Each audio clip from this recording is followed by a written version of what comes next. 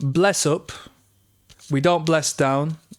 I'm about to serve you a message, or at least your conscious mind will serve you a message. And the message is this. Gorgeous, the Nine of Cups, okay? Harmonious.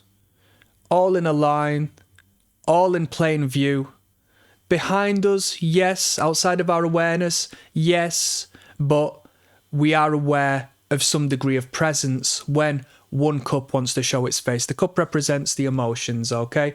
The emotions we have behind us can be actioned when needed, but through organization, we just understand they exist. And when one wants to make itself appear, whether somebody annoys us and we get angry, whether we feel joyful, which I'm sure we're more than happy to experience joy and happiness when it wants to come around, or when we feel fear, or when we feel these different pulls and pushes into different areas of our mental state, if not manifest into our real world, when we act upon these emotions, we must be stoic and ensure that we know, like the image we see before us, each and every emotion is just a different degree on the same spectrum, okay? They're all friends with each other, they all correlate with each other, they all serve a different purpose, but overall, they can be utilized to understand oneself when we feel an emotional reaction off of an event, off of a person, off of a statement, off of a particular circumstance. Wherever it may be garnered, you can look in oneself, tap into that feminine energy and understand, I understand how I am, how I work, how I operate. It will be a lifelong journey, but this is my message to you to say you can organize these emotions. You can allow them to just wash over you as opposed to you reacting to them in a detrimental and volatile manner.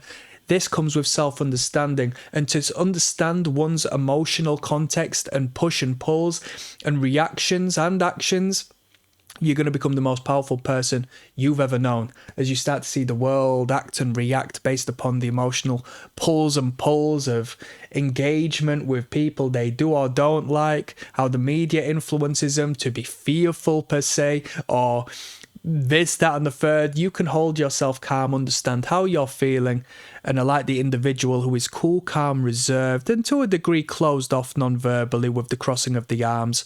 Know that you can allow that emotion in when needs be and understand that emotion. Okay, moving on, I'm going to re-clarify that card and concentrate the message of that card with the duality card. It's a random pull, so that's going to correlate. I want you to leave an affirmation down below that says, I am in control of my emotions. Okay, as you manifest from the conscious to the physical, you're going to showcase to your subconscious mind you can manifest that which you believe in. Okay, and what we have here is the number 2 represents duality. As you can see, the individual before us is doing a little bit of juggling as to why he's got a very large hat on. I don't know, maybe you can make sense of that, and if so, please let me know. But what we've got is an individual, a jester of sorts, having fun, having a little bit of a balancing act. In the back, we've got a boat upon the ocean waters, upon the waves, navigating the emotion we just spoke of. This is a feminine card such as the other, as both this represents the earth and this represents the water. Okay, the two elements in this tarot deck represents the feminine as opposed to the masculine. So this is about emotional control, counterbalancing the bad with the good, understanding the unconscious is triggered emotionally from this thing or the next thing, but consciously counterbalancing that with understanding when it comes to mind. Does this make sense? This is a lesson that has been taught to you by not me as the messenger, but the Most High, who has decided to give you this message today. I can't give you the ins and outs of the personal details and intricacies of your life, but you know there is a message that you understand that you will apply from here on, okay? From now. Once again, if you want to observe, we have the yellow, which represents the most striking colour in the colour palette, and we have the lovely, gorgeous blue, which represents the calm and peace that will be brought into your life, given you abide, okay? The second card we pulled was the number 2, which represents duality, but also represents the 2 cards we have pulled, okay? If we add 2 to 9 in numerological terms, what do we get? we get the number 11, which is a master number, okay?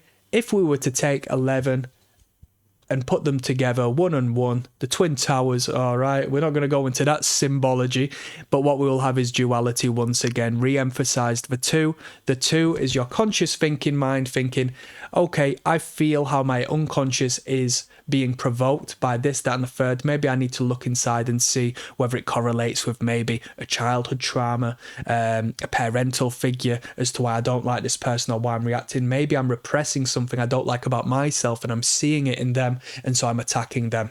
Okay? Click like and subscribe, because as you give to me, the world gives back to you, all right? Karmic response. I'm going to say I love you lots. As we do, we bless up, we don't bless down. I'll see you on the next one, okay? Peace, goodbye, and one love. Bye-bye.